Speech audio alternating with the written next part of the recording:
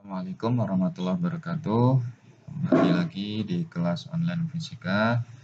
Pada kali ini kita akan membahas soal latihan kemarin, di mana ada sebuah balok bermassa 10 kg terletak di atas lantai datar licin.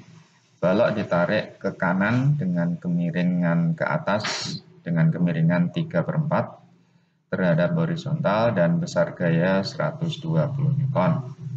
Perintahnya adalah gambarkan semua gaya yang bekerja pada balok, hitung nilainya, dan tentukan keadaan balok, apakah dalam keadaan diam atau bergerak. Jika bergerak, berapakah percepatannya?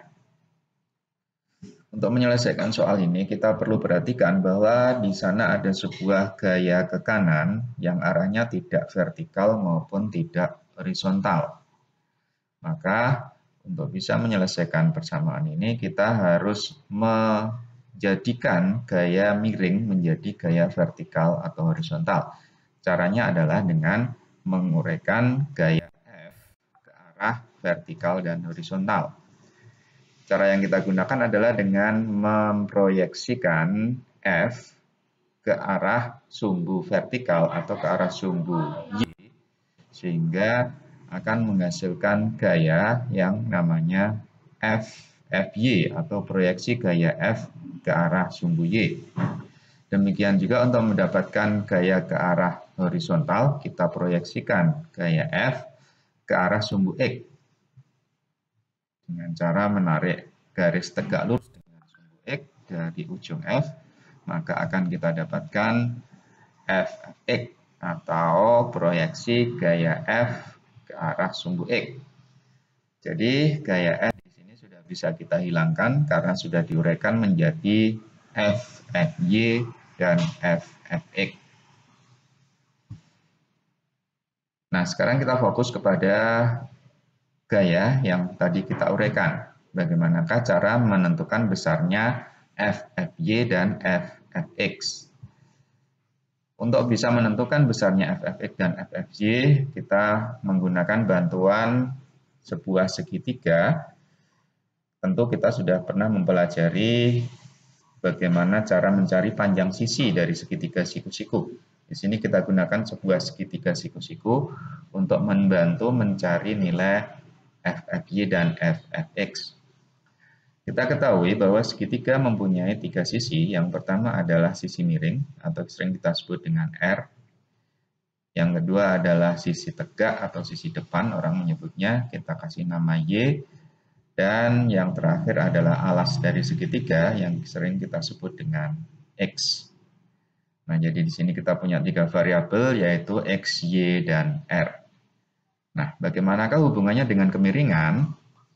Kita ketahui bahwa gradien atau kemiringan itu adalah sebuah perbandingan atau merupakan istilah dari perbandingan nilai sisi Y dengan sisi X, atau gradien atau kemiringan adalah Y per X.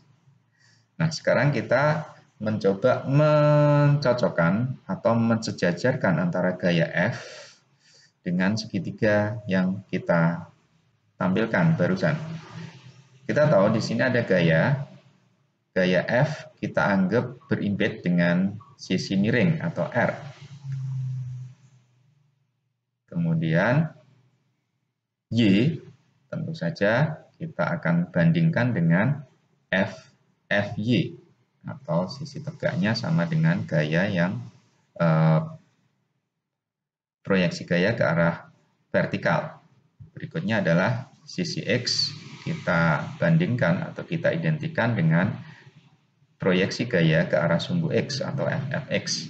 Maka kita bisa membuat sebuah perbandingan yaitu sisi miring dibanding dengan gaya atau R per F adalah sama dengan Y per FFY dan sama juga dengan X per FFX.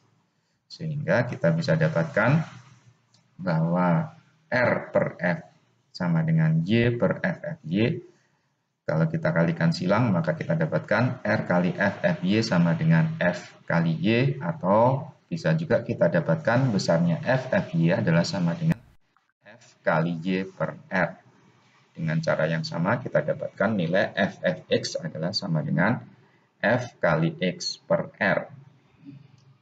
Nah, sekarang kita bisa menyelesaikan soal di atas. Yang pertama adalah diketahui dari soal bahwa massa balok adalah 10 kg dan gaya yang diberikan adalah 120 Newton dengan kemiringan 3/4 atau gradiennya 3/4.